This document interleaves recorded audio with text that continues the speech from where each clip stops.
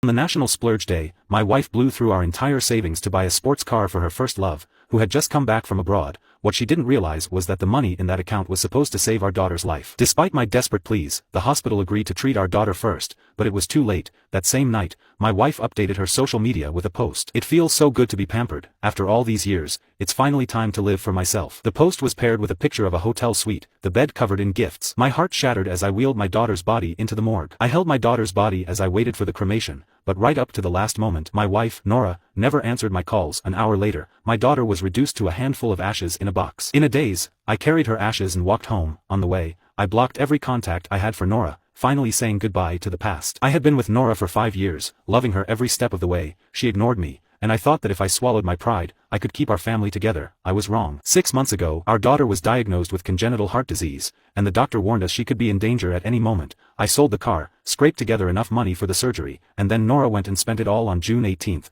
maxing out our account to buy a car for her first love. She knew that money was supposed to save our daughter. When I got home, Nora was sitting in front of the mirror, putting on makeup. Our daughter was dead, and she was still getting dolled up. She jumped when she saw me in the mirror. "Ian, why didn't you knock? You scared me," she said. "This is my home," I replied calmly. "Why should I knock? Or is there something you don't want me to see?" Nora's face instantly hardened. "You're getting bold, Ian. How dare you talk to me like that?" I kept my cool and asked, "Does Julian still like that car?" Nora's eyes flickered, and then she snapped back with a defensive tone. "When Julian was with me, he bought me so many things. He just got back from abroad. Shouldn't I buy him a gift? He's only here for 3 days before he transfers to the Ashton City headquarters. Are you jealous of that?" Should, when she was willing to give away a car worth over $35,000, she didn't even think to ask when our daughter's life was on the line. I looked at her coldly and said, "You're overthinking it. I just feel sorry for our daughter." As soon as I finished speaking, Nora jumped up and slapped me across the face. "Ian, what's that supposed to mean? Are you using our daughter to guilt-trip me?" Then she noticed what I was holding and sneered, "What's that filthy thing you brought home?" I stayed calm. "You don't deserve to know." Nora pointed her finger right in my face and started yelling, "I'm warning you, don't bring any of that bad luck into this house. If you don't care, I sure do." I touched my daughter's ashes, feeling a deep sense of despair. Nora couldn't even show a shred of respect for her own child. In the past, I would have backed down the moment Nora got mad, but now that my daughter was gone,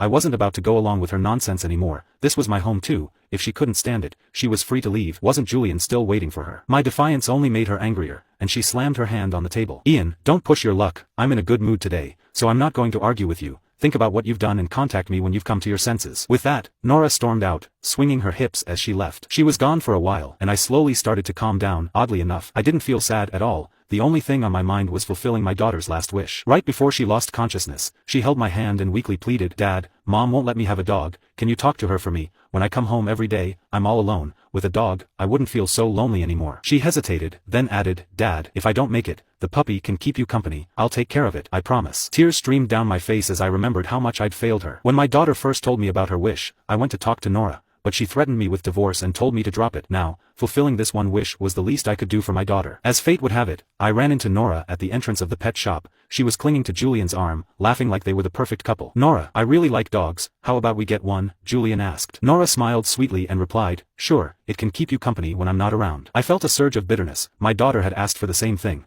but Nora had crushed her dream without a second thought. Her child's happiness meant nothing compared to a simple "I like you" from her first love. When Nora noticed me, her smile faded. "Ian, are you following me? What are you doing here?" "To buy a dog, obviously," I said. Nora quickly let go of Julian's arm after noticing my indifference, but I just found the whole situation absurd. "I've known about you two for a while now, so no need to put on a show for me," I said. Nora frowned. "Ian, are you done yet? I told you, Julian's only here for 3 days. I'm just being a good host. Do you really need to make this difficult? Our daughter is seriously ill, and here you are, wandering around. Just go back home," she snapped. Ignoring her self-righteous rant, I walked into the pet shop. Julian, the man beside her, blocked my path. He sneered. "Nora said to leave, didn't you hear?" I stopped, staring him down. "Who do you think you are? Move." I shoved past him and headed toward the store. My daughter had fallen in love with a Pomeranian dog in the display window the first time she saw it. I pointed at the dog and looked at the shop owner, but Julian suddenly pushed me aside. "We already bought this one," he said smugly. I looked at him and said, "First come, first served. Ever heard of it?" Julian smirked, but I was the first one to hold it. Just then, Nora walked over, her expression cold. "Ian, if you're jealous,